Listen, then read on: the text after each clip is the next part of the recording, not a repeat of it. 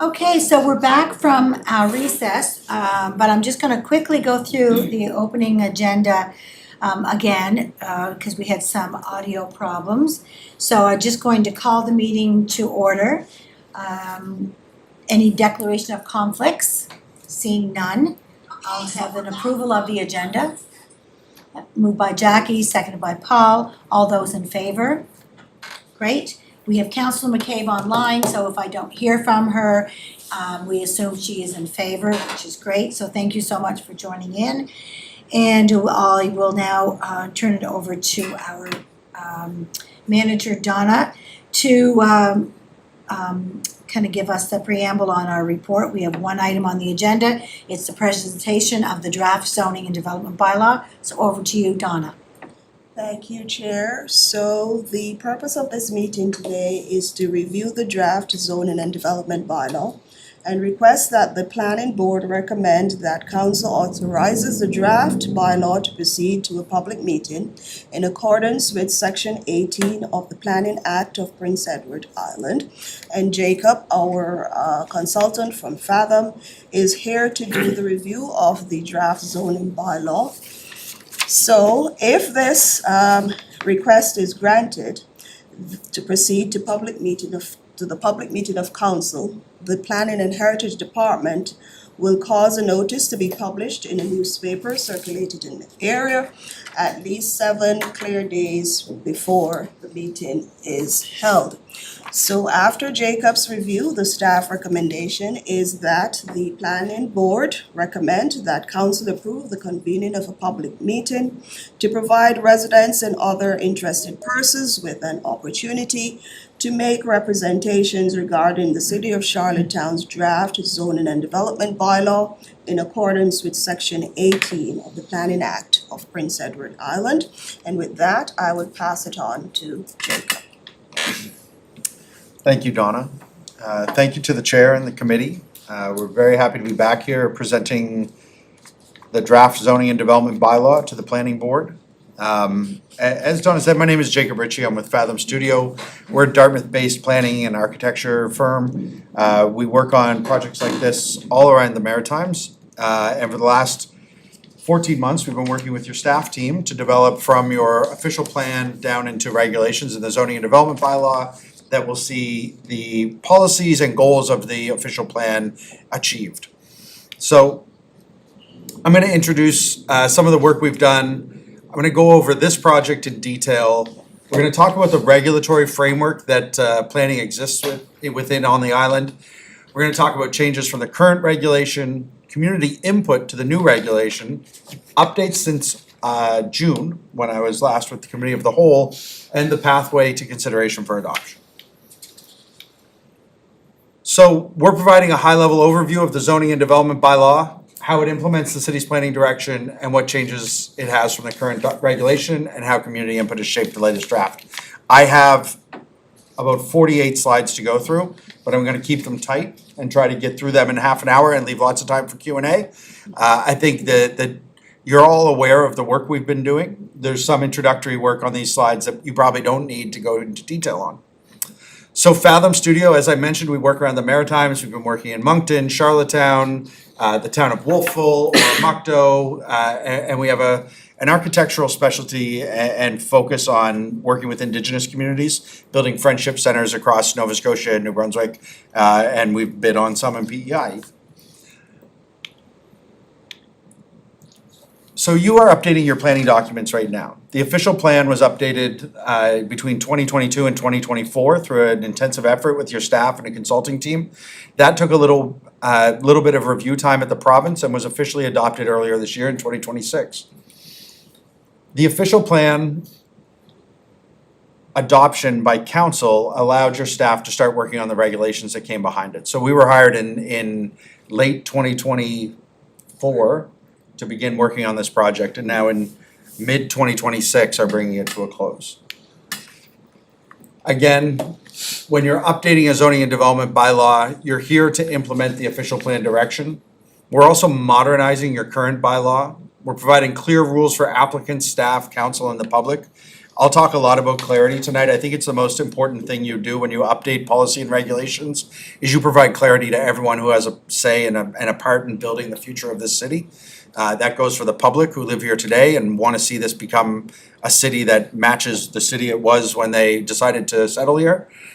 We want to see it clear for developers and investors who want to make decisions on putting capital into the island and build in Charlottetown. If we have clear rules, they understand the risk they're taking and they can participate in the economy here in Charlottetown. We want your staff to be clear on what the rules are, so when they're taking decisions against the applications that come in, they can know that there's no ambiguity and they can give clear answers to the developers and the builders. And we want your council to have a good understanding of what's going on, because occasionally they are called to make discretionary opinions or decisions, and you want to know that your bylaws, your regulations give clear direction and are in a state that your council can work with. That's modern, up to date, and reflecting the same Charlottetown that elected your council. The other thing that I'm talking about a lot in this bylaw update is options for the future of housing in Charlottetown. So like many maritime cities, Charlottetown experienced growth in the pandemic years. That was unlike anything we'd seen in our lifetimes, and really not for many hundreds of years in some cities in the Maritimes had they seen growth like that. The housing that will help you the next time that happens may not be the type of housing that you're expecting. So we're providing lots of different ways to have people housed in Charlottetown through this regulation. We've got ADUs we're gonna talk about, we've got multifamily dwellings we're gonna talk about, we've got backyard suites, we've got interior secondary suites inside buildings, we've got mixed use commercial and residential together. So really, I think what you'll see in this updated regulation is an allowance for a lot of different types of housing that haven't been allowed to be built in Charlottetown in the past, and we see that as an overall positive for the future of Charlottetown. We started this project with the official plan update, as I mentioned. We perform some analysis, we do our background reporting, we initiate community engagement, we draft a draft zoning bylaw, we do our edits to the draft, and then we engage again. And really, we are now ended up at this point where we're ready for adoption. We've done 2 full rounds with community, we've done a lot of time with stakeholders, developers, landowners, and we're ready to bring this regulation forward for adoption. Tonight at Planning Board, as Donna said, is the time to make a recommendation to have your council hold a public meeting of council and hear more officially from a broader public who have interests in this plan. The regulatory framework on the island starts with the Planning Act, that's provincial legislation. We have statutory plans inside the municipality, we have official plan, we have a secondary plans for sub areas of the official plan, and we have zoning and development bylaw. The council also has a strategic plan that council adopts that reflects sort of what they know about the community that elected them, what they hear in the streets when they're out talking to constituents. That informs the official plan whenever you make updates to the official plan. The other things that inform an official plan are strategies, other plans like a tree protection plan or a heritage plan or a economic development plan. All of those things sort of load into an official plan, and that becomes the home of all the policies and the direction for the city. The other thing that ends up into your secondary plan sometimes are policies around sub areas, like the Eastern Gateway had specific concerns and needs around different types of uses. They would have ended up in a secondary plan with the guidance of some localized technical studies. So the very bottom of this is the zoning and development bylaw. These are the regulations where the rubber hits the road, as it will, because this is where you go for the quantitative rules around how you can do things on land that you own. In 2025's official plan, you had a new growth strategy that responded to the growth you'd seen through the pandemic. You have climate resiliency as a core priority of the plan. We continue to see the effects of extreme climate across our region and across Canada and North America. This plan has climate mitigation sort of embedded in it in your official plan, and the regulations are how we're implementing that. We have more housing options in more places. We have a clear land use structure, and your official plan has equity, inclusion, and accountability embedded in it, including pieces of reconciliation with Indigenous communities. So the part of the official plan that really comes down to planners is this GFLUM, the Generalized Future Land Use Map. or your official plan, future land use map. And in this map, what you see is the identification that you have a downtown, down here in red. There's a lot of activity that happens here at the traditional settlement of the city, the 500 lot area. You have workscapes, so by the airport, your industrial and your business parks and your port. We've created in this official plan corridor zones that align with some of the major transportation corridors where T3 runs service and where the roads handle a lot of capacity.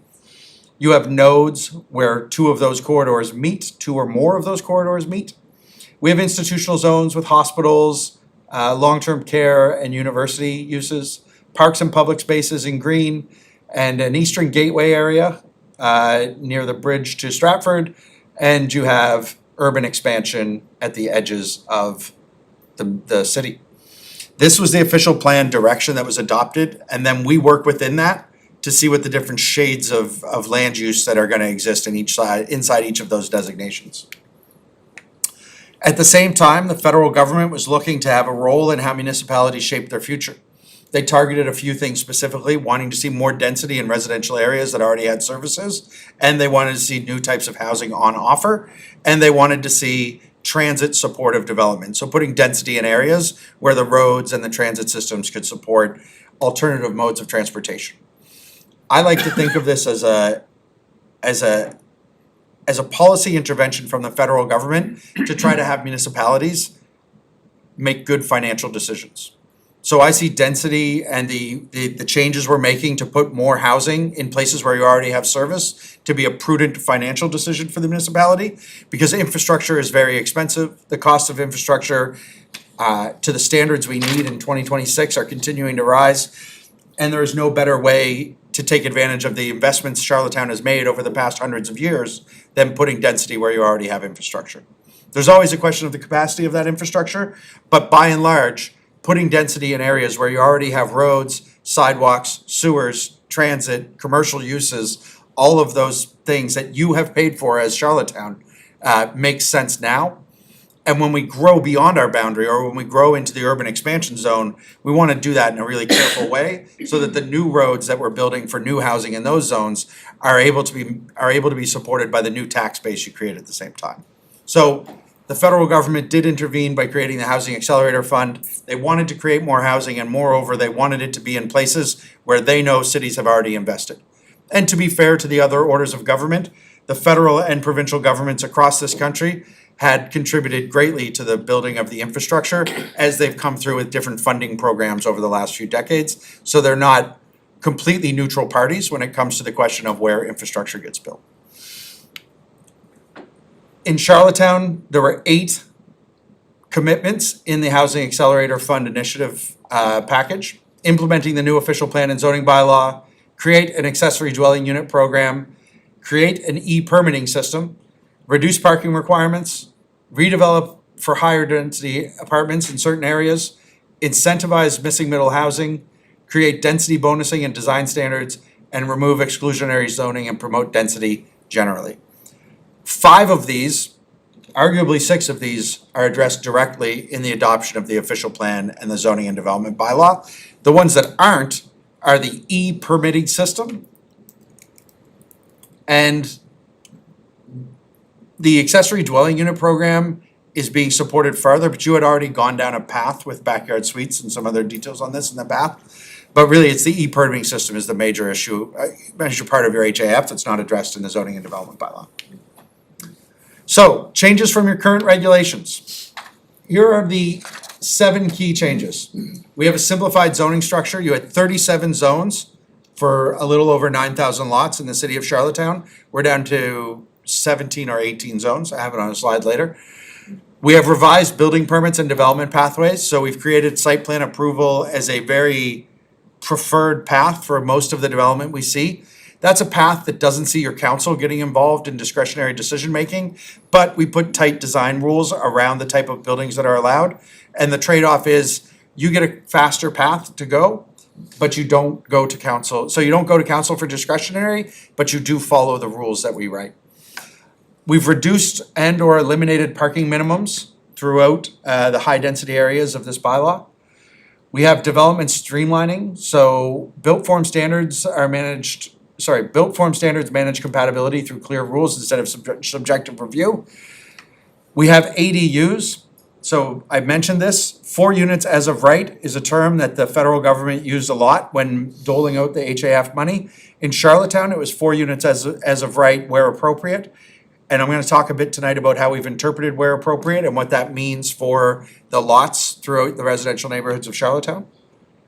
We have administrative variances now. You may or may not be aware that Charlottetown has a current path for major variances that allow you to make significant alterations to the quantitative aspects of your bylaw. We've removed that ability, and we're now allowing variances when tested against certain criteria where the site won't allow you to meet the standard because of geometry of the land boundaries, geology of the site underneath, restrictions around other neighborhood uses that may be in place, or neighboring uses that may be affecting the design of the building on your site. But we're not allowing variances for extra density or for increased housing or increased height. These variances are really meant to be minor, and we've quantified that in the bylaw. And then finally, we've added environmental and flood risk framework. So we have a new environmental constraints map that identifies risk over certain lands within the city of Charlottetown. It doesn't inherently do anything that the province doesn't already do through their environmental rules, but it does highlight for landowners, staff, and citizens where these issues may arise so that they can be addressed properly through the channels with the provincial government. I mentioned the simplified zoning structure, 37 zones down to 18 zones. In map, we had an old generalized future land use map. I think the most notable thing about the generalized future land use map is how much of the land was sort of being pegged for single family R1 development outside of your core. And now we have a lot more intervention of these growth corridors and the growth nodes that are gonna see some high density development, hopefully outside of just the downtown and into the suburban areas of Charlottetown. The draft zoning map, it's hard to see at this scale. I'm not meant to show you individual details here. But what you can see on the right-hand side and down the legend of the draft zoning map are the shades of colors. So for residential neighborhoods, the yellow areas of your city where things generally have been single-family homes, we have 3 scales of that. We have residential neighborhoods, medium-density residential neighborhoods, and higher-order residential neighborhoods. For downtown, we have 5 variations on downtown. The downtown core, downtown Main Street, downtown mixed use, downtown neighborhood, and downtown waterfront. 2 of those zones are meant for high-density redevelopment, the downtown waterfront and the downtown core. The others are allowing for the same sort of creative uses that happen in your older areas of town with commercial availability inside existing buildings, and a little bit of multi on the residential lots. And then we have the business park, the airport periphery, heavy industrial port zones, the sort of working zones, before we get down to the growth corridor and the growth nodes. So the growth corridors are meant to connect these major nodes to the downtown. Along the growth corridors, we see mixed use mid-rise buildings, 6 stories, where the depth is appropriate. So you're seeing those streets have a lot of strip commercial on them, a lot of asphalt, a lot of parking lot in front of 1-story or 2-story buildings.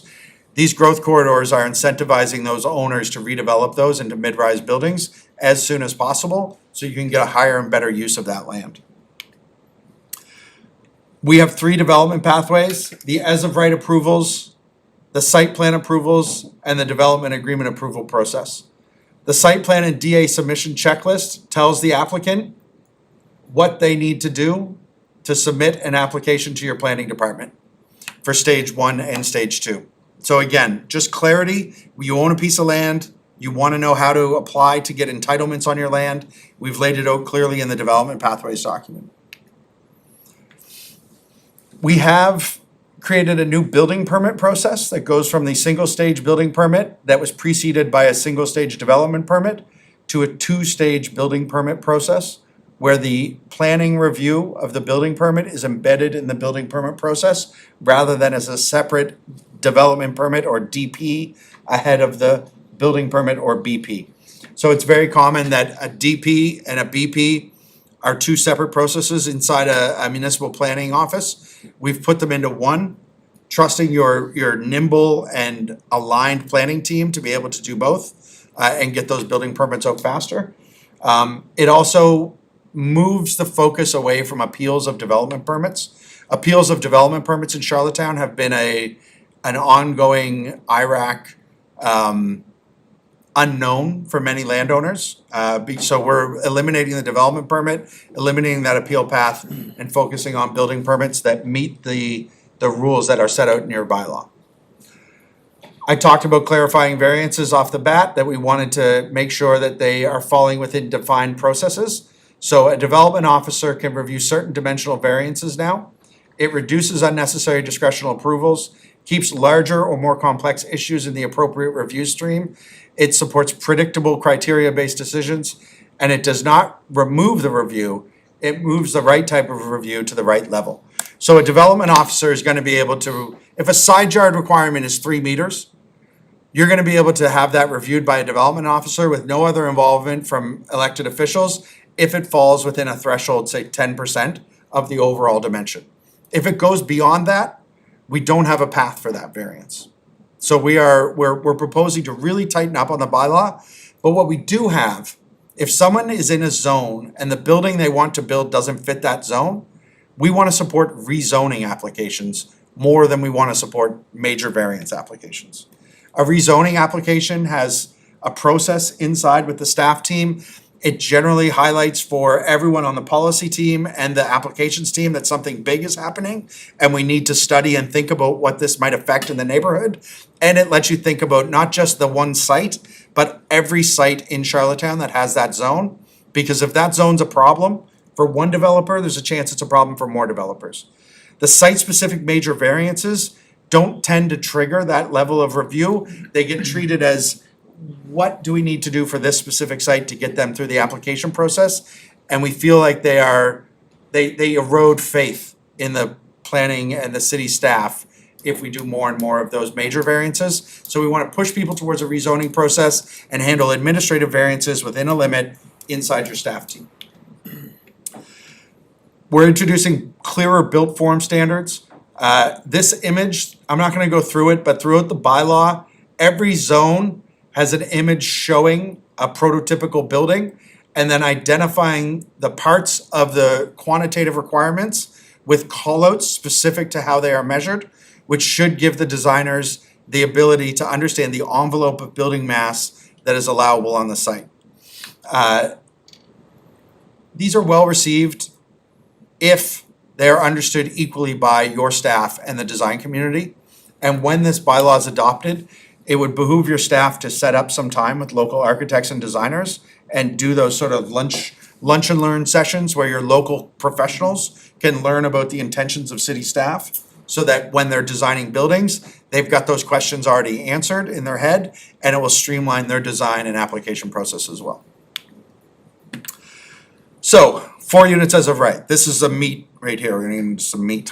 The draft enables 4 units as of right where all requirements are met. The accessory dwelling unit standards manage the built form and the compatibility. And the ADU policy supports gentle density and expands housing options, as I've already said. We're using the term accessory dwelling unit to mean any dwelling unit on a property that isn't the main dwelling unit where you live. That includes an internal accessory dwelling unit that's inside your home, inside the walls of your existing home, and a detached accessory dwelling unit. That would be a backyard suite, something behind your house or in the side yard that isn't connected to your home. And I'm gonna go through the limits on where and when and why those can be built. So, these ADUs are permitted in the residential neighborhood, the residential medium density, the downtown neighborhood, and the residential mixed-use zones. The zone requirements and building code requirements must be met for any project that is coming forward for an ADU. Every single attached ADU can have no more than 2 bedrooms. For the attached ADU, that's one in your home, The exterior entryways for accessory dwelling units must face the side or rear yard of the house. No more than 2 entryways can face the front yard. So there was fear in the community that there was going to be apartment building looking type things built on residential sites. So turning the entry doors away from the front starts to mitigate that visual distaste that people have for those. That's one of the first moves we made. We've limited to 2 bedrooms because people were afraid the accessory dwelling units would become student housing for dozens of people in the backyard of a home. This concern was raised through several of our consultations, so we limit you to 2 bedrooms in the accessory dwelling unit. Finally, for all accessory dwelling units, the main dwelling unit on the property must be the principal residence for the owner. So again, a concern that developers and capital interests were gonna start buying single-family homes and making them rental apartments or small rental apartments in the middle of residential neighborhoods. This is mitigated by the requirement that at occupancy and at building permit, you have to prove residency in the principal unit. I'm hinting towards one of the obvious challenges with that, which is policing and bylaw enforcement of such a thing, but certainly at permit, it becomes an issue and something that you can track through your registry at the city. Additionally, for attached ADUs, you must have 1 additional parking space for each additional ADU unless it is within 400 meters of a bus stop. The minimum lot size to have a second attached ADU, so you've got your main principal residence where you live, you've got 1 attached ADU, everyone can do that. The second attached ADU only comes when you're 1,130 square meters of size for your lot. That's roughly a quarter acre, 10,000 square feet. How big is your lot on your new home? I'm curious. 0.2 of an acre. 0.2 of an acre. All right. So not probably big enough to get a third ADU inside there. The main dwelling unit, I already said this is the principal unit, and parking, the additional parking is not to be located in the front yard. So this was another concern we heard. If someone turns their house into 3 or 4 apartments, the front yard's just gonna be full of cars. You currently don't have any controls on that for single-family homes that have multiple cars, and we do have wide driveways sometimes where people are spilling in, but that's understood to be just a fact of life for large families that have lots of cars, which seems to be acceptable in the community, whereas for extra, for the apartment-style living, it was seen to be less desirable. So that's attached ADUs in a nutshell. Everyone can have 1 in their residential home. If you're on more than a quarter acre, you can get a second attached ADU in your basement or in the back of your main floor or somewhere. Can have no more than 2 bedrooms, and you must have additional parking spaces for every ADU unless you're within 400 meters of a bus stop. The 4th unit on a lot comes for some people in a detached ADU. So when you're on a lot that is larger than a quarter acre, and your house, you've already put 2 inside your house, we're allowing you to put 1 in your backyard if your backyard is big enough to fit it within the rear setback, the side setback, and the distance between buildings. So we're putting it in on the site, being very careful about how close it is to your neighbor's yards. The other thing we're doing for a detached unit is the maximum floor area is 80 square meters, about 800 square feet, about 25 by 30 feet is the footprint of the whole building, right? So we're not talking about a very large structure on these quarter acre lots. That's one of the other things. People were worried very large houses would be built behind existing very large houses. That's not gonna be possible. The other reality is that you have to meet all your lot standards, and there's a lot coverage maximum for all residential lots. So if you do build this accessory dwelling unit, it can't push you too far over the lot standard for your neighborhood. So these are all of the things that we have loosely defined as the translation of as appropriate. So as appropriate means where you can meet all these regulations. So if you're on a quarter acre lot, which is pretty large for a city that has your urban character, you do have a lot of lots that are over a quarter acre. But if you meet that and you can fit the exterior building, then you can get up to 4 units on a lot. I'll go back later and show you exactly where that can fit. For now, I'm gonna move on to future growth areas. So we've got growth nodes, the urban expansion zone, and the corridor zone. The corridor zone and the growth node zone are both as of right development zones where we're adding a lot of density in commercial areas. These are previously commercially zoned properties that didn't have the ability to build residential housing, and we've now added the ability to build housing, and we've given a lot of density to these sites. The urban expansion zone are for areas that are outside your developed city. They don't have roads, they're large lots, and they would have been zoned CDA in the past, where you would have gone through a comprehensive master planning exercise to get rights. We have the same policies now, but we've bundled in a different process for going from a secondary plan into a development agreement that eventually leads to rezoning on the property. You may have heard about parking reform in this document as well. We have eliminated the requirement for parking in new mixed-use buildings in the dense new areas. We have not completely eliminated it in the suburbs, but in the downtown, we've eliminated it to 0 parking required for new multifamily and mixed-use buildings.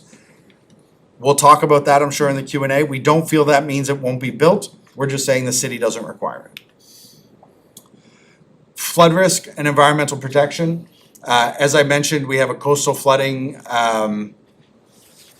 issue from time to time. So we have a vertical datum now, where if you're on one of the rivers, you have to start your building at a certain vertical datum from the river's, I won't say the river's edge, but from a geographic 0 datum point at the river, you'll have to go up 2.8 meters before you start your building, which will help absorb any sea level rise that may rise the level of the rivers over the next 50 to 60 years.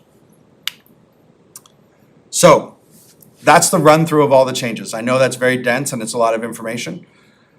I will tell you about the community engagement we had and what we heard. We heard a lot about housing density and 4 units as of right. We heard a lot about accessory dwelling units. We heard a lot about conservation zones. We heard a lot about the parking reform and transportation. So those are the big issues. We did hear about some zoning map corrections that we needed to make, and we got lots of comments from the public on some technical drafting clarifications that needed to be made. So it was really effective consultation because it did go deep into the document. It wasn't superficial. Because of what we heard through our rounds of consultation with stakeholders in the public, we removed the Eastern Gateway zone as a zone, and we have created a better definition of how the urban expansion zone works. We removed the conservation zone as a separate zone and created an environmental constraints overlay. Again, not wanting to duplicate what the province already does, we've now made this as an overlay zone that points you towards provincial legislation. We refined ADU permissions and we explained the scope in a little more detail. We put flood risk data and datum references, updated them to what your geographers advised. Text changes and technical errors, terminology cleanup, these were all completed through the months of May and June. And then refined the regulations where improvements were identified by stakeholders and the public. And then we made corrections to the maps as well. So on housing density, we maintained the 4 units as of right direction, and we refined the RN zone with some tighter restrictions on who could build and when. On accessory dwelling units, we changed the minimum lot size requirements, and we made a designation so that existing carriage houses on designated heritage properties may be considered as detached ADUs in any zone.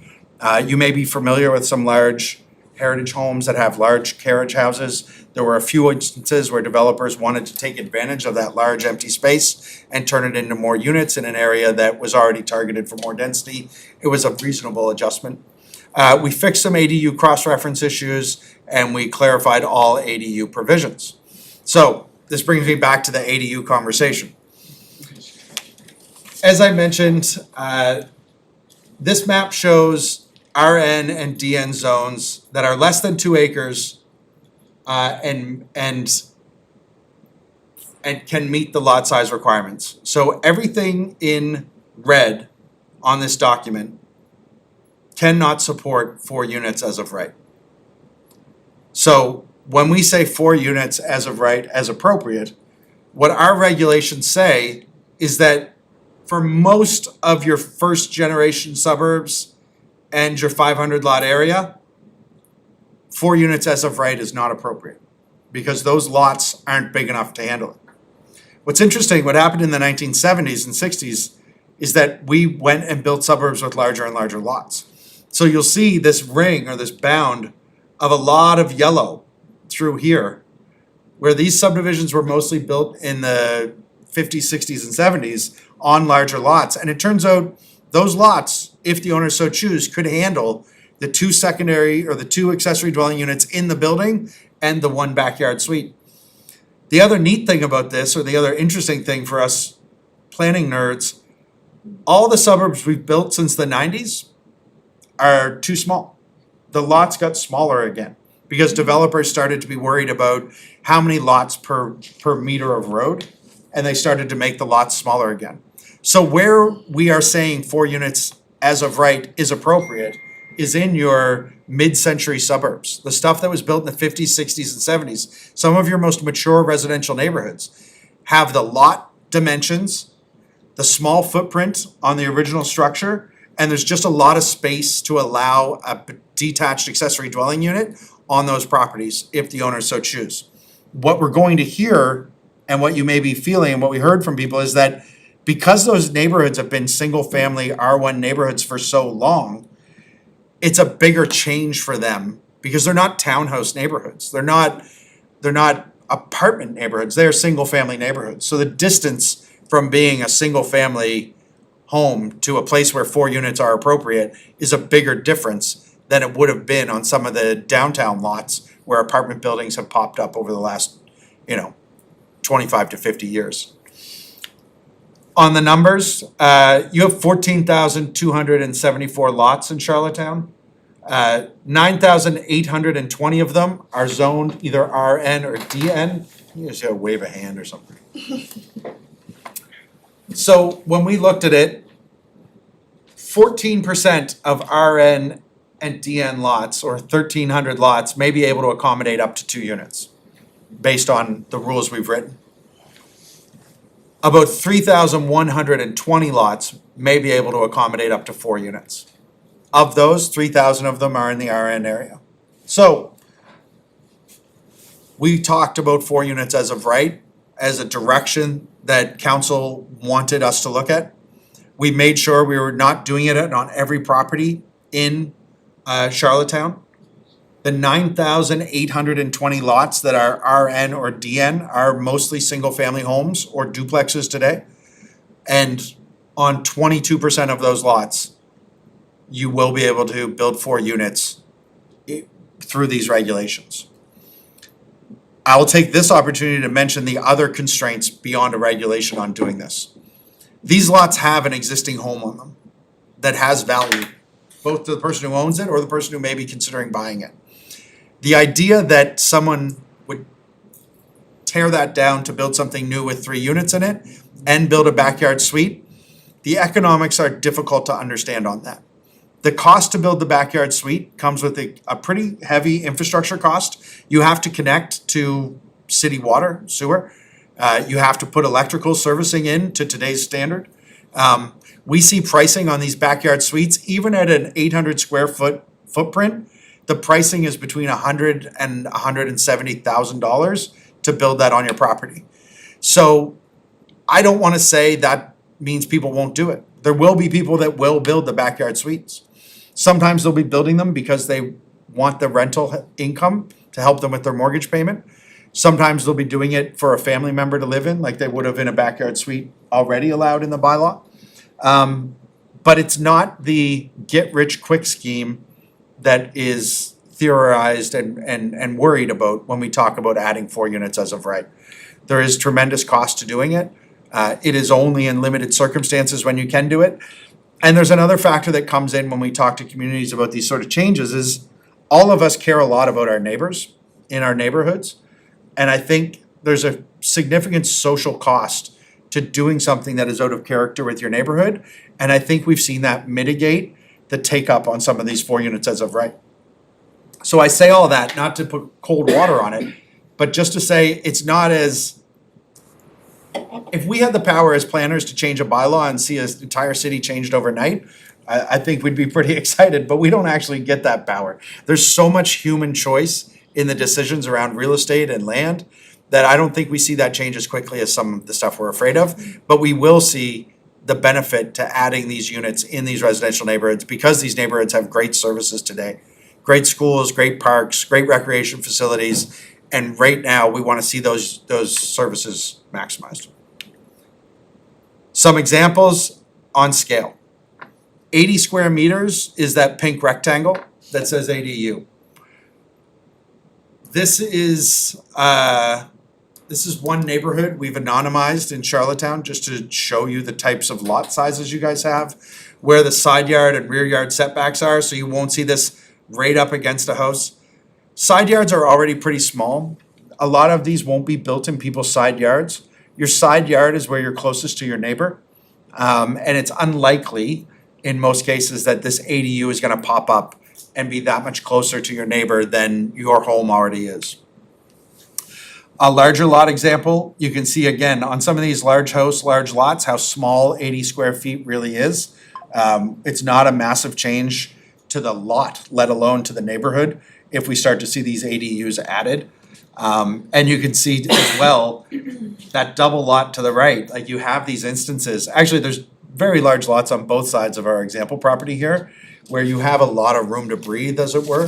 If an ADU does come onto your neighbor's backyard and you have a yard like the fellow on the right does, I would argue there's not a lot of impact to the quality of life on that lot based on that ADU being constructed on the neighboring lot.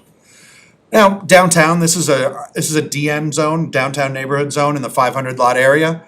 Here you do get a little bit closer. You do see the ADU seems to look a little more like the scale of the actual houses. You're getting a lot closer to your neighbors. Everyone in this area in the DN zone is used to living a lot closer to their neighbors than the folks in this area. So yes, when you put an ADU in this neighborhood, you are impacting your neighbors a little bit more than you would in the suburbs, but you're already in an area where people are paving over their entire backyards, already building pretty much to the lot line in so many circumstances. So it's an area that's used to density. So the ADU being there is not gonna fundamentally change the character of those neighborhoods either. So it's either, in this case, we would argue it's not changing the fundamental character of your neighborhood because your lots are so large. In this, I would argue it's not changing the fundamental character of your neighborhood because you're already a very dense area. If anything, this one is probably the middle size, right? With these lots that are just over a quarter acre, is probably the one where they might see the most amount of difference. So that's a little walk through ADUs because it was so prominent in our discourse with the community. We wanted to spend a little more time on it. We did have a conservation zone written in and we removed it, replaced it with the environmental constraints overlaid. I will show you a little bit about that. The urban expansion zone lacked clarity around what would happen to CDA lands. I will say we now have a very well detailed secondary planning process in the urban expansion zone. And we have transitional processes for legacy development concept plans. So all the work that your council and your staff did to have development concept plans adopted does not get thrown out. It carries forward into the future, which we felt was very important for respecting the time that staff and landowners worked on those. We have reduced parking requirements in strategic areas. We considered transit proximity, and we think this parking approach is better aligned with housing and complete community objectives. We know we would get scoffed at if we were to tell you we think it's possible to live in an apartment in Charlottetown without a car. But we also know that it will never be possible if we keep building the parking lots underneath the apartment buildings. Because the more parking that we put under there, the more that idea is supported, the more the space gets used to fill with cars. So we do think ideologically there's an opportunity to step away from the heavy reliance on cars. We think because of the services you have available to you in Charlottetown, in these important transit corridors, we have an opportunity to do this. The other thing this does is it makes more projects viable because you're reducing the cost to the developer to build underground or surface parking. When I say all that, I will tell you it's very likely developers will continue to build the parking because they have to rent the units, and living in Charlottetown now does come with an expectation of having access to a car. So even if the city removes the requirement, I don't think it removes the reality. I mentioned briefly that we changed our vertical datum from CGVD 28 to CGVD 2013. I did misspeak earlier when I said the minimum floor elevation was 2.8, is 3.67 meters. That's a finished floor elevation for ground floor uses bordering a tidal waterfront. And this environmental constraints map is attached as a schedule, and based on the different environmental constraints, whether it be sloped land, potential development restrictions, a wetland buffer, or flood hazard, this indicates for your development officer to have a conversation with the provincial government about what might need to be done in a development on these lands. The other change we made in May and June was a bunch of technical cleanup where we had some cross-references wrong and we had listed some wrong item numbers throughout. And we made mapping refinements throughout. One of these, part 6.11, we have a bylaw right now in Charlottetown that asks for waterfront development projects to reserve a 4-meter right-of-way for an eventual boardwalk on private land as part of any future development agreement. That policy stayed. We expanded it over the residential neighborhoods, so there's a nice set of nice single-family homes that have frontage on the waterfront, and we put that policy there too. Not to say anything would change in what they did today, but that if they ever did redevelop those residential lots, they would have to have a reserve for a boardwalk. And we retreated from that when we got feedback from the community on the difference between a commercial lot and a residential lot. It was thought to be a bit too far to go and talk about single-family homes and talk about that sort of 4-meter reserve, so we pulled back from that. The other thing we did was we had gone for a higher height limit on the waterfront than your current bylaw has. And some of the landowners got back to us and asked for that to be reduced back to the heights that are encouraged in the current bylaw, rather than going further into that dense waterfront. So those were some of the changes we made. We did make edits around signage in industrial areas, if anyone's very concerned about that, it is riveting. But there was some dimensionality on the signage, both in the current bylaw and in our updates that didn't make sense, so we refined that. And we made some fixes to zones applied to lots that are currently used for parking. So a lot of little changes came through from the draft to the final. So, pathways for consideration to adoption. So today we're at planning board, we've presented the updated draft and we have Donna's motion. In September, if the motion goes forward, there'll be a public meeting of council, return to planning board for recommendation, and in October there'd be council resolution, first and second readings of council. Within this, there are some more opportunities for refinement and feedback, and we want to keep it moving forward while taking that feedback based on discussions that we have. I apologize, I went 40 minutes. Thank you. Before I turn it over to the board member, before I forget, what did you take back out of the proposed new draft when you talk about waterfront? Because currently you can go 10 stories or so many meters. So did you say that now it's less than 10 stories and it's back to a less amount? Right now, for a series of properties that have frontage on Water Street in the bylaw, there is a carve out from the 8+2 for those properties that front on Water Street. Is that right? It's 8+2 right now. So it's that carve out we had eliminated in our draft and just made all waterfront properties equal. And the property owners asked for that carve out to be put back in. So that we've done. It's reasonable. Every owner on the block coordinated, got in touch with us, gave us that feedback, and we made the edit. It's reasonable, it matches the current regulation. So then I'm gonna specifically use an example, because it's been hot in the community, the Banks project that's currently being developed on the waterfront. What is the current zoning for height versus what's the new zoning going to be in that area? I'm just gonna pull it up. So the current zoning, I believe, was a development agreement zone that allowed him to get 6 stories for that development. Is that right, David? Yeah, never mind what he's allowed, what is allowed. Yeah, okay. Yeah.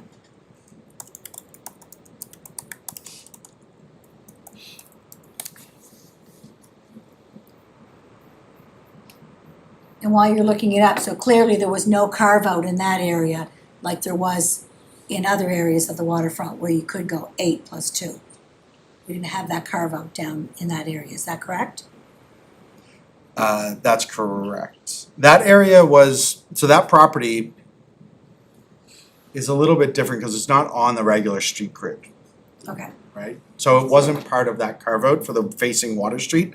That property has frontage at the tail end of Water Street, but it's not part of that Water Street facade. but it's still waterfront. It is still waterfront. So what's it zoned as? Is the new zoning, is it gonna be downtown waterfront? The Or- new zoning, it is downtown waterfront and it is at 6 stories. Okay, so what was it, what's the current zoning called? Mike, Downtown mixed use? just looking to you for that, just so I don't pull it up. Do you have it live on your, Sorry, my computer just kicked off. alright, I think it's downtown waterfront as well, off the top of my head. yeah.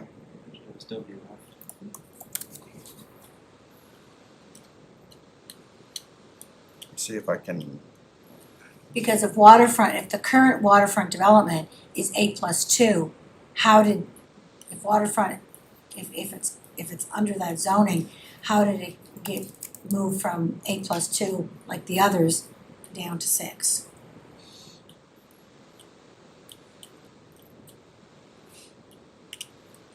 so it is waterfront zoned currently, Yes? and in the waterfront zone,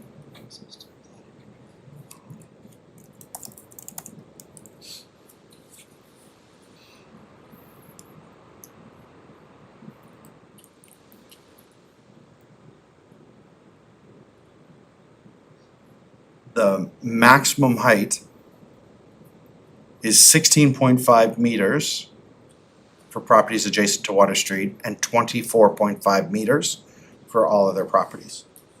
So 8 stories would be the current allowable height. Adjacent to Water Street is a term that I would argue, David, is open for interpretation. Because adjacency is a dictionary term. It's not a term defined in your bylaw the way frontage is. So adjacency would revert to a dictionary definition of being next to. And there is a piece of this property that is next to Water Street, but it doesn't front on Water Street. So I'm not sure how that was interpreted when that permit was issued. But I know, Well, I'm not so much talking about the current permit, I'm talking about the current land use ability. Yeah. Under the new proposed draft, what can it do? It sounds to me like it can do less than it could have done prior to it in our current bylaw. I mean, it'd be 6 plus 2 for your density bonusing, so it'd still be 8. So the waterfront zone, every height that's on the schedule, on Schedule B, is in the downtown waterfront zone, can be added 2 stories through the density bonusing program. So it is pretty similar. I don't think it's a taking, I think it's the same, it's not a down zoning, it's similar, but different in the way it's defined. We may have to take a look at that section specifically, like those properties, cause they would currently be eligible for bonus height standards as well. Right.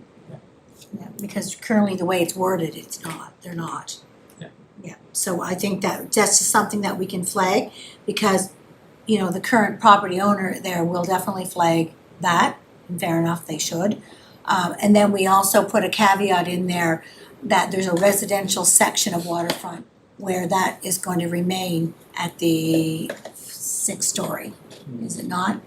It was that, It's like 5.5, it's 15.5 meters, Yeah. that's what I was talking, that's the Yeah. area where Yeah. the owners all exactly, yeah, get back to us, that's been edited. yeah, okay.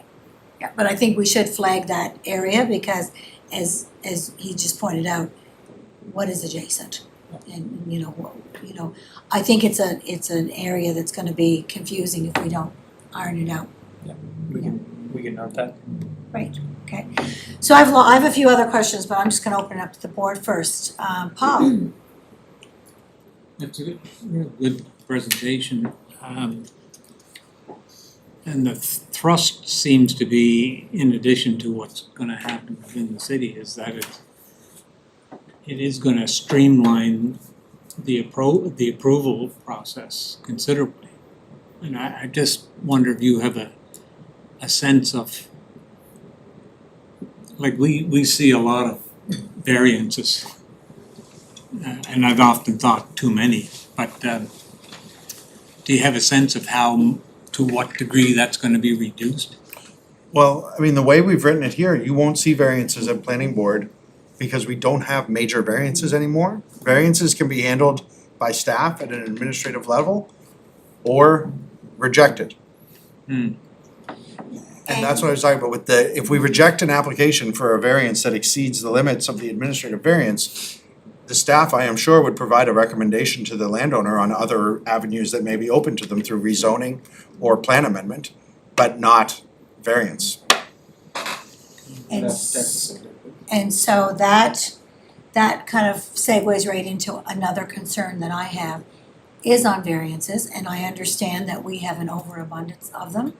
But if we completely remove the ability and leave it all at staff at a 10 to 15%, I fear that some of the downtown properties and some areas are gonna fall into an area that there's no option for them to even go through a process to go through planning board and council. Like, I think we've shut the door, I think, a tad too much. And I'm not saying that we should have, the wild, wild west where everything can be a variance, but I am a little fearful when I look at other municipalities that have not removed the ability for a property owner to still apply for a variance under some situations. I think closing the door to it completely away from planning board and council is, I think, going a step maybe too far, in my opinion. Now, it's not my decision to make, it's the public, it's public input, it's everyone collectively, but I do think that I am looking at that as a sober second thought, that I think we've gone too far when it comes to those variances. What would an example be? Because like they can still apply for a variance, right, and it just is handled at the staff level, it's just the major variance, like. No, but only at a 10, right, but only at a 10 to 15%. So example, if somebody wanted to put an ADU in their property and say, and there's a current application that is going through the process now, that will be able to apply for a variance to be able to change their, because currently their property is situated in such a way that their front yard setback, or their front yard is actually their side yard because of the way they're on a corner lot. So they're gonna apply for a variance because really, although it looks like their front yard, it's really their side yard, which means they can't put an ADU in. So they're gonna apply for a variance in hopes that it can come through planning board and maybe get a staff recommendation to be able to do it. In a new draft, they won't even have the opportunity to get a yes or a no. It's a flat no. Council and planning board will never know it ever happened because it's a no at a 10%. And there are other examples of that. And I'm not saying we want to inundate planning board and council with that, but I just worry that if we completely remove it, then we are going to have people that fall through the cracks. And I know what you're saying, you can apply for a rezoning. Well, if you're in a residential area, what other rezoning are you gonna apply for? So Yeah. that's just, my 2 cents worth on variances. The other question, Madam Chair, that I had was that, how do you define corridor zones and how many of them are there? there are three major corridors. And I just wanna make sure I don't misspeak. So University Avenue is one of the major corridors that we've identified. St. Peter's Road. And these are from the edge of the 500 lot area out to the growth node, which is Capitol Drive in the case of University, and is the Trans-Canada Highway in the case of St. Peter's Road. So we're sort of saying those whole corridors are identified. The other one that sort of connects the two, it's like a midtown connection, is across Allen Street, Kirkwood Allen. Coming right across below the institutional lands when they end, when UPI's lands end. Sort of another area where we've got a corridor that we think can hold more density because of the types of lots and the lot fabric and the types of uses that are there now. So those are the corridors. They're on the zoning map. So they're defined on the zoning map in the identification of the different colors on the map. It's a light red. So those are the three corridors that we see holding a lot of density. Yes. You answered the questions. I had the same question that you did about the major variances. I think they should, a certain amount of it should stay with planning. Because we've had different requests that I just don't think should stay in the hands of I think it should go through planning board. I like the approach to rezoning for certain instances, like I'm thinking about the mechanic that we saw, and when we're trying to determine like how someone can run their or the massage therapist or things like that. It's like, how can someone run their business so specifically? Like how many cars can they have parked in the driveway? I think a rezoning makes so much more sense for that.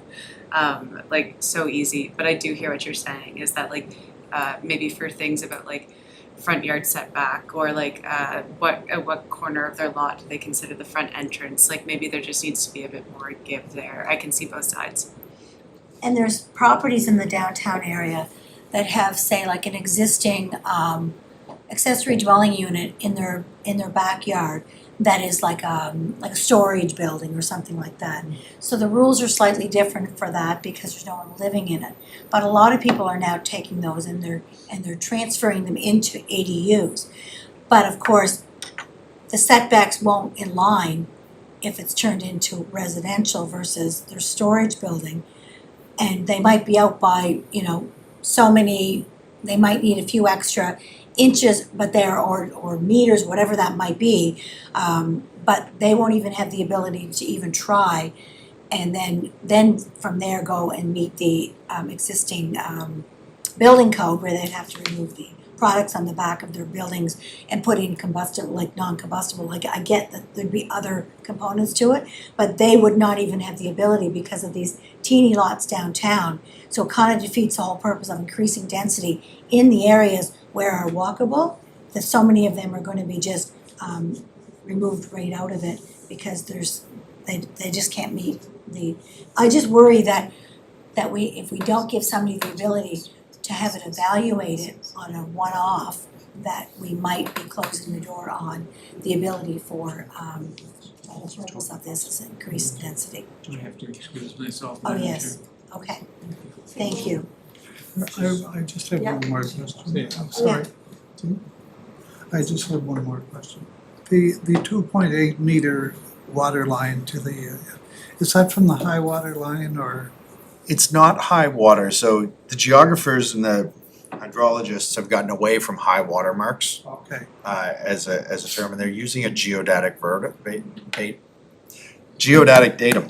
Yes. And the best I can explain is the sphere of the earth, and they set a 0 point, and then they go up from there, and there's a general level of your water today. It's actually 3.8 meters, it's more than the 2.8 I referenced, but that's what it's to, it's to this, So it's what now? It's 3.8? let me see, 3.67 meters. 7. And that's to the floor line. Yeah, so the floor of the first floor, so your underground parking can be below that. Yes, You know, other things can be, your utility rooms, stuff like that can be below there. Yeah. But where human activity is happening, commercial, residential or otherwise, okay. it's not gonna start until 3.67 meters 1.6. above the CGVD Right, 2013 data mark, which gives us ample space based on the expected sea level rise right. in and around Charlottetown over the period of So that this is on plan. the expected rise. Yeah, this gets you clear of the expected rise.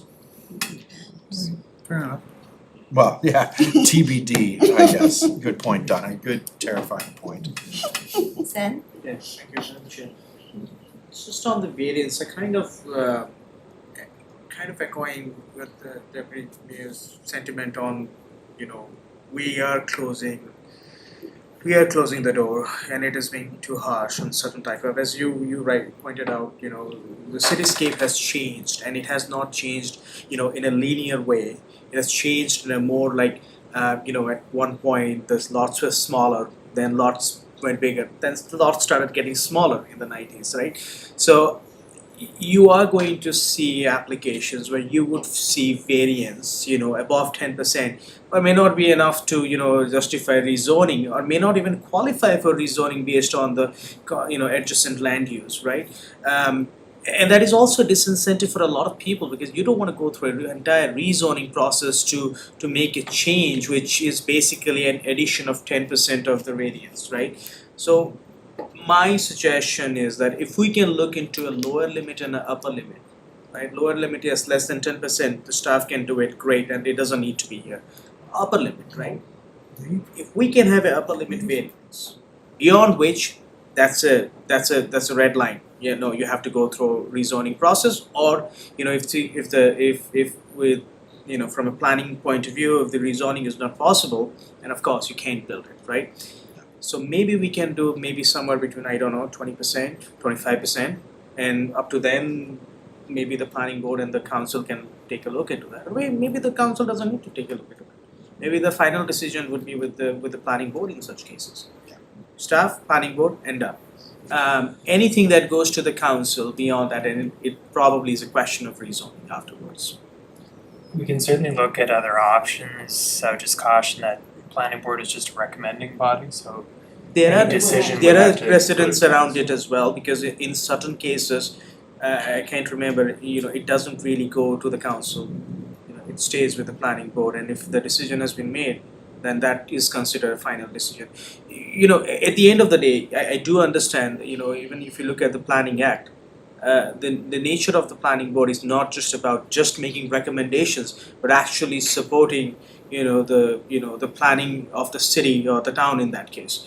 In certain cases, it is not just about looking at land use, but if you look at really the subsections of that particular section that allows for, the establishment of planning board, its scope is much wider. Now it is up to the city of how much powers the city wants to give and on what aspect the city wants to give powers to the planning board. In certain cases, it's not a bad idea. You don't also want to flood council with multiple variance application either. So I don't think there is anything in the law that prohibits that the planning board cannot make a particular decision. And if the staff can make a decision, and staff powers are more of a delegated power. If the development officer can make a decision on 10% of variance, I don't see a reason why a planning board can't make up to 20%. Well, it's just, I just think that the variances should be something that we flag. And flagging it now, so that come October, we're not having it, something spit back, not approved. Just, if, I looked at other municipalities and I'm sure there might be, some way to not completely close the door on it, but not turn it into a free-for-all either, like we've currently had. I mean, I just worry about, just some of the properties, not having that future ability to develop, in certain areas of the city because of the limitation on the variance. Yeah. Just something to think about. Speaking of boards, although the Heritage Board isn't just a recommending body, there are instances where the Heritage Board, it stops at Heritage Board. If the staff and the board agree on the same thing, then it doesn't go on to council. So Sen's not wrong, there are times that although these boards are recommending boards, it does stop there if the board and the staff agree on the same thing. So I'm not sure what instances there are in actual planning board, but I know we have it in Heritage Board already. So, just a thought. Speaking of design review, I didn't see it in here, so I'm assuming I know the answer. But is the design review board being maintained, removed, modified, or is it status quo? The design review board is being focused on the density bonusing conversation. Meaning when you've applied for 2 extra stories in density bonusing, that application will be reviewed by the design review board. Okay. And I believe the development officer always has the ability to consult the design review board. But in terms of actual work defined in the bylaw and the development pathways, it's bonus height is where they're focused. And so we won't be seeing through design review board a lot of these other applications that we've been seeing before. Those ones are going to be eliminated. The intent is to handle it with staff. So we're trying to empower your staff, your development officers to do as much work as possible, and focused on getting buildings done, build permits and buildings in the ground. So we're not expecting them to be, we want them to do this work, not the review board. Have the design guidelines and form-based codes already been laid out in this bylaw? The form-based code is contained in each zone. There's these regulations around the form of the different structures that are allowed to be built. So the form-based code is laid out in this regulation. The design guidelines are not there. There's no design guideline expressly Does noted. the Lot 500 design guidelines still apply? Yes, yeah, under heritage. It's one of the things we ran into in council. Council went against staff's recommendation on a particular application. It was all around CDA, and some of the questions were right or wrong. The discussion turned into, well, there's no such thing as CDA zoning coming up in our new bylaw. So how are we going to address that? And then that got me thinking about also about legal non-conforming statuses in the new bylaw. Like, how are they going to be, like, are they detailed regulations presented to deal with these situations? Is there a proper definition present to guide and direct us? Since legal non-conforming actually, what is that actually going to mean going forward? Same as the CDA. So because the application that we turned down was comprehensive development, and we said, okay, well, what happens going forward? If he's in the middle of this, how is this gonna work? Like, because CDA is not gonna exist anymore. Yeah. So I guess there's two kind of things in there. Legal non-conforming, what's the definition of that gonna be going forward? As well as how do we address these limboed properties of CDA? So in the last few weeks, we've worked with the development officers to develop a process for limbo CDAs to carry forward. We've set a point in the conceptual development plan development and a date. Hold on. So we're saying if you're at a certain point in your development plan, then you'll carry forward, and that development plan will inform the future zoning for the area. But if you hadn't reached that milestone yet when this bylaw is adopted, then you have to restart under the new secondary planning process that is defined within this bylaw. So there is a recognition of the in-flight work, but you don't wanna recognize something that's like on a piece of napkin paper that someone threw in the day before it was adopted to say, I was in process. So you're trying to respect the work that's been done, but not open the floodgates to allow everyone to get in there, because the new process is a secondary planning process that we want to become the norm. Right. In terms of non-conforming and legal non-conforming, that is usually defined by their provincial legislation as to what constitutes a building on the day your bylaw is passed. And it's really usually the day the bylaw is advertised. So there's a, I'm not familiar right now, Mike and Dave, someone might be more familiar with the PI Planning Act off the top of their head. But those definitions would be in there, and normally it's any structure that's currently built and occupied and legally occupied today.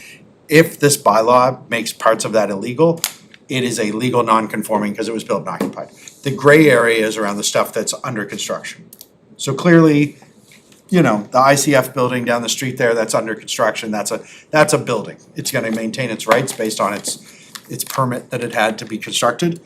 If you have a hole dug but no footings poured, are you yet a building? And that's sort of something I would suggest you get legal guidance on or staff to report to you afterwards. I don't have enough familiarity with the PI Planning Act to advise on that. Anything to share on that, Mike? Just follow up I believe after. it's covered under, off the top of my head, PI regulations. But yeah, typically it's covered at the provincial level. We may want to, I know we had made note of it earlier, inserting specific language into the bylaw as well, because the provincial language is a little bit loose for our purposes.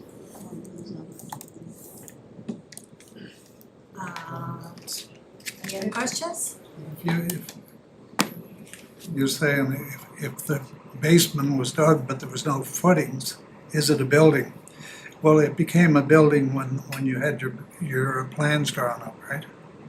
So your plan would be drawn up to dig your foundation the size you want to fit the footings that's going there. So really, it is part of the building.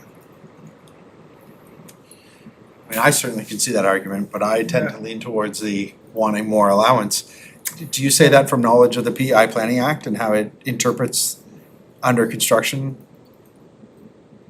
or Well, commenced I construction? see that from having done it. Yeah, I agree with you. As a homeowner, as a constructor, I've invested time and energy in making building plans. I agree with you wholeheartedly. I just think Yeah, there's a you- legal question around how the Planning Act is interpreted or the Right. regulation is interpreted for under construction buildings. We don't have language in this bylaw specifically expanding on that detail. But we can go back and look at that. It'd be kind of like a catch-29 there. The great thing about a bylaw is that, you know, when we finish the process and when it finally gets to a point where we've approved it, you know, throughout that first year as the staff are testing it, there are probably going to be areas of it that will have to have amendments made to it. Yes. And so, I mean, I'm not saying, oh, well, heck with it, doesn't matter because we can always amend it. But what I'm saying is any bylaw will have to be, everything that's in this bylaw at some point will be tested. And that's when the staff will discover, oh, that didn't test the way it should. So that's when amendments potentially would have to be brought into, I would think. That's normally the way any bylaw works. That needs to, you know, go through the test of time as well. Yeah, well, amendments can be made at any time, right? Madam Chair, I want to correct myself. I apologize. My Nova Scotia is showing. I was pretty hard on my own planning act there in my province. We do have section 3.5 of this bylaw where we explicitly have a subsection on what is considered to be under construction. Yes. It is less stringent than other jurisdictions, and it is if it was lawfully constructed, like anything that currently stands, or the permit was issued. Okay. So I apologize. That is a transfer forward from your current bylaw, where you guys give certainty that says if the permit is issued, if the permit is in force and in effect the day you pass this bylaw, then that building can be built until the permit expires. So it becomes a building. Yeah, it is deemed to be existing once you have the permit. You are Yes. correct. Then, One question on, the owner occupancy requirement on, 4-unit, accessory dwelling unit. Is that owner occupancy any 4-unit as right situation or just with, accessory dwelling unit? Just for the accessory dwelling units. Okay. So in the residential medium density, there is allowance for 4 to 8 units on a site. Those don't have the same requirement for owner occupancy. And any of the higher density, like apartment buildings, don't have the requirement obviously for owner occupancy.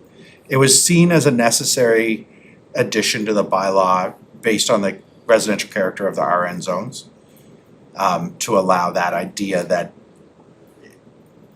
the changing nature of the neighborhood would be mitigated by the owner occupying a unit on site. Yeah, no, that's understandable.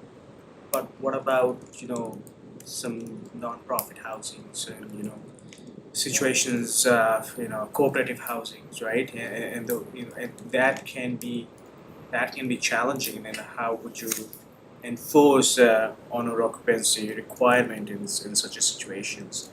That is interesting. And the other thing is, if, again, it can be, I mean, Any, an exception to the rule, Any- exception exists. I don't, Yeah, Glad to see that, again, I'm trying to play devil's advocate here, like, the other aspect of it, I don't understand, nobody wants to change the character, and, in some ways, we are trying to mitigate that risk associated with changing the character at a time. But will it not discourage people from investing, especially capital investments moving forward, where you need capital investments, right? I mean, I think about it, we're not looking, let's be honest about it, people, the large scale developers, medium to large scale developers are not gonna invest in 4 unit. It's really the small scale developer. It's like, your Mr. McDonald from Kent Street probably wants to do, a 4 unit in a plot or a old family property where they could rent it, right? That kind of investments will eventually be discouraged. So you're really kind of, at the mercy of the medium of the large scale developers for capital investments in the city's future. I certainly can hear that, and I think that's the balance you're trying to play, and have we done enough with RM zoning That's a good point. to provide that opportunity for investment, that we can allow this slight cooling of investment in the RN area based on the feedback we receive, but still meet our requirement to entertain 4 units as of right. I don't know that we have the perfect balance, but I know we've worked really hard to get closer to a good balance on that.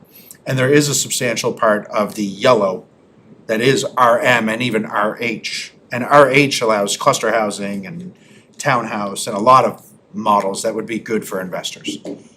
That we've actually seen be built in Charlottetown over the last 3 or 4 years. Yeah, no, probably another thing we can add as an exception, maybe cooperative and non-profit housing as an exception. But the other exception could be if it is a family or family-owned property or something that you, like for example, is deeded to you through inheritance. Like it could be your parents' or grandparents' property where you could potentially go on and build a 4 unit, or accessory dwelling unit, even if you don't live there, right? Right. So maybe look into that and Yeah. find a way to have, it's a small community, it's not a, the culture of the city is very, everyone is related in some ways, and you still have generational of those family living here. I'm pretty sure that there will be options, even if you don't live in your parents' or grandparents' home, if you do succeed in inheriting those properties, you could eventually want to do something with those properties moving forward. Yeah, we'll think about that. We hadn't thought about that really as, we had thought only of it as we hadn't thought about the inheritance angle at all. That's a good thought. And yes, Jackie. I have one quick question, and it's sort of around like how you applied principles of equity into the bylaw, and it kind of stems from 2 trains of thought. One is how to manage the negative effects of gentrification over time, but then another one is one of the applications we've had at planning board that probably most annoyed me over the past couple of years was the one around the community fridge, where it wasn't allowed in a parking lot because a community fridge wasn't an acceptable use in a parking lot. And so wondering like how you've gone about integrating the best use of land in all zones to better serve equity deserving groups, essentially. And if you have any examples of that. And in that situation, it's not that community fridges are not allowed in parking lots. They are allowed in parking lots, but that particular one, because it was a different zone. So you can have a community fridge at the Sobeys parking lot, but the Sobeys, but would you better explain that for me? It wasn't that it wasn't allowed in any parking lot, it was that one because of, The zoning that applied to that site didn't have that as an allowable use, so it's permitted in the institutional zone and a few other zones. It's just a particular zoning didn't allow for that type of community-related use to. What was the, sorry, I think it was the parking zone, which only allows for parking, and nothing but parking. I just, That was the issue. I just wondered, like, at the end of all of that discussion, if there was a way to, like, in future iterations of our bylaw, have like the best possible use of land be kind of at the forefront, it's like there was a group that could have used the service, and the only reason it couldn't go there was because it's not a car, it's a fridge. Not the only reason, I don't wanna generalize too much, but it's anyway, that was my main question. So there is a theoretical or a practice that we executed in this project, which was to, when you have 38 zones for a city of your size, it's a sign that your bylaw's been alive for a while and some augmentations to that bylaw have happened. And I would suggest that a exclusive parking zone might have been one of those things that got added at one point because someone didn't want too much rights on the land but wanted to support the Sobeys, so they made a parking exclusive zone. By mashing all the zones back together into a better starting point, less fragmentation, less specificity, the permitted uses lists get really long. So there is a different, rather than permitted use, you can have a prohibited use list or a use table. We explored that with the staff here of like tabularizing all uses, having the zones as the x-axis, the types of uses as the y-axis, and then some dots where you can really start to see what's happening in different parts of the city and why, and it helps you highlight clusters of uses that are available on like zones. We did split that back out into permitted use lists because it was a little bit about how much change can you handle at one time in an administrative team. So we're back to permitted use lists, but those permitted use lists are very long. And when you read through them, and in the work we did on the definitions, we have broadened those interpretations to allow the development officers more space to use their discretion. I think the best city planning happens when your development officers exercise discretion so that they don't have to come with an unfortunate report to planning board that I'm sure, I don't wanna speak for the development officer, I'm sure no one enjoyed writing that report or taking that decision, but the law is the law and they were in that position. So broader use lists is the first thing we've done in that case. In terms of gentrification, it's interesting when we talk about the RN zone generally, and what I showed you with like the neighborhoods that are actually allowing more density in 4 units as of right are some of your more affluent neighborhoods. And what's really important to us from an equity standpoint, when we push this, when we talk to the planning staff, they, I believe, agree, but we can say it's Fathom's opinion if it's controversial. You wanna make sure you're pushing that equally into the large front door homes the same way you are into the smaller, less economically advantaged neighborhoods, right? Everyone has the opportunity. I think of the baby boomers retiring and downsizing, and I think of the family that's struggling to hold on to their house because they can't make the mortgage payments. Having that second unit, there are creative loan programs from banks and governments right now to support the development so that you can stay in your home longer. The second, third, and fourth suite on your property really help you offset the rising costs of taxes and utilities. So there's some equity there. Equity like equal or inequality there. And there's equity for those landowners as well as they build those units on their property that helps them create a more stable asset that can be passed down through generations. Like real estate passing down through, as you mentioned, through inheritance is a wealth transfer that happens, but is often only maintained for those families who's had the ability to own land. So the more we can make it acceptable and possible for people to own land longer, And the more properties that we're providing that benefit to, the more likely other families will benefit from it. I think that's an intentional part of this. We don't use that framing often when we talk about it, but I think it's an important question and a really interesting thing to put in place. The other thing about gentrification is that we have a lot of zones where we're allowing a mix of uses now, those downtown mixed use zones and the corridor mixed use. And we think that although we will be displacing some single-story commercial strip that is currently used, we're providing more opportunity for people to access the commercial by putting housing closer to it. So the ability to access the things you need and the recreation services you and your family may want without getting in your car is a huge equity play. Housing is the number one cost for most Canadian families. Transportation is the number two cost.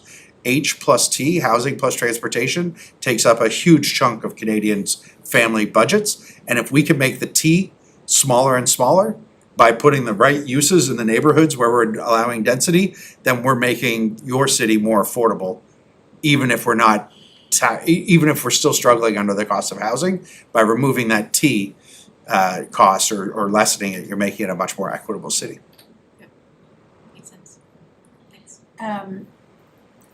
So my question, and I have an example of why I'm thinking of this question. So let me see how I worded this. So there's a section in the 500 lot area that is currently zoned downtown neighborhood. But in the new map, you're changing it to downtown mixed use. Yeah. So I have had a resident wanting to understand the rationale, because they've spent many, many years developing that small section of area as downtown neighborhood.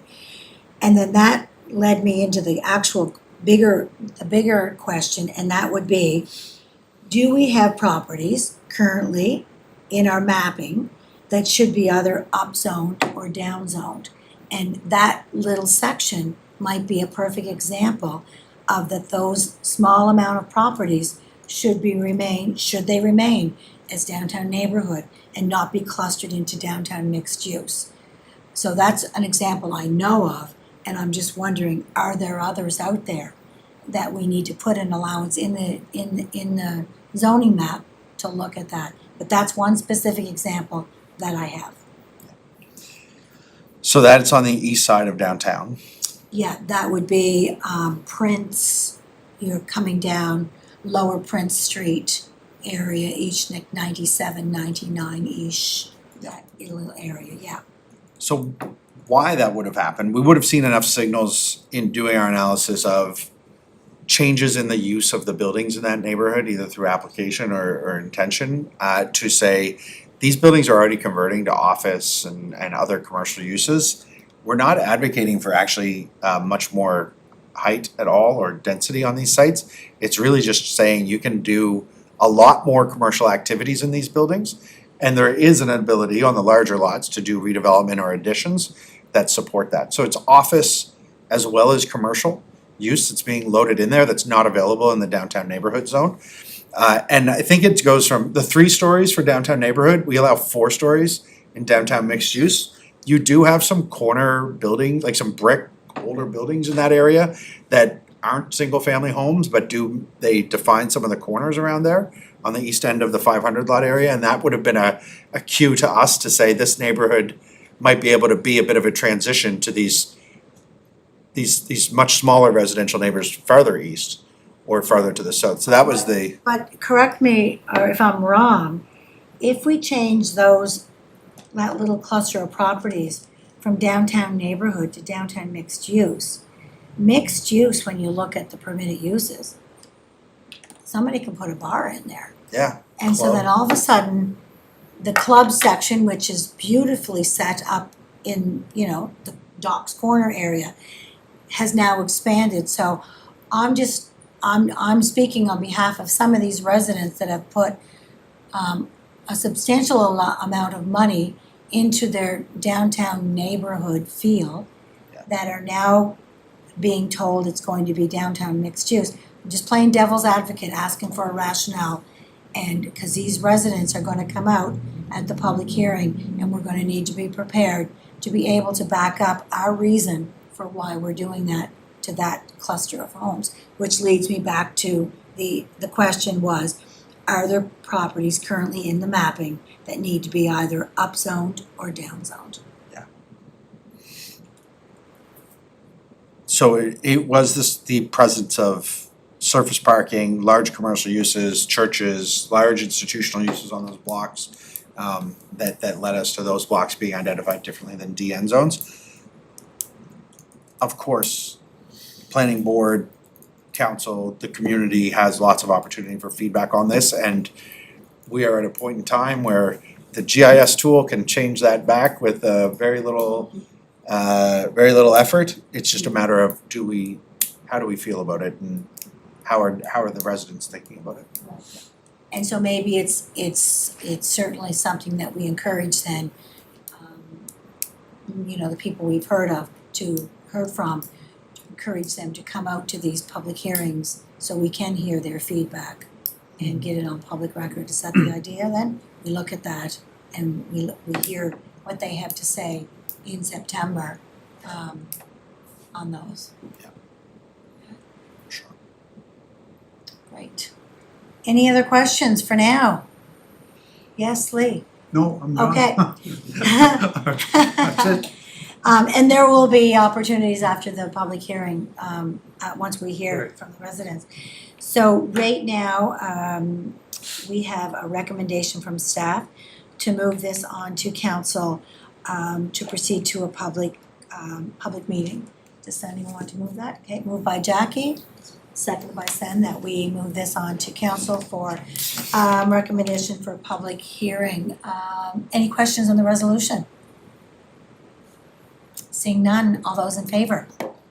Okay, and Julie's in favor because she's only not in favor if I hear from her, so. Introduction of new business. Seeing none, thank you, by the way, for coming and giving this amazing presentation. If anyone, you've got it in your OneDrive and your email, your stuff. Any questions, I'll filter them through staff. I'll give you Between now and then, yeah. all my card before I go to, Okay, perfect. filter staff in, but I want you guys Yeah. to know you can reach out. And motion to adjourn. Moved by Jackie, seconded by Lee, all those in favor. Thanks, everybody.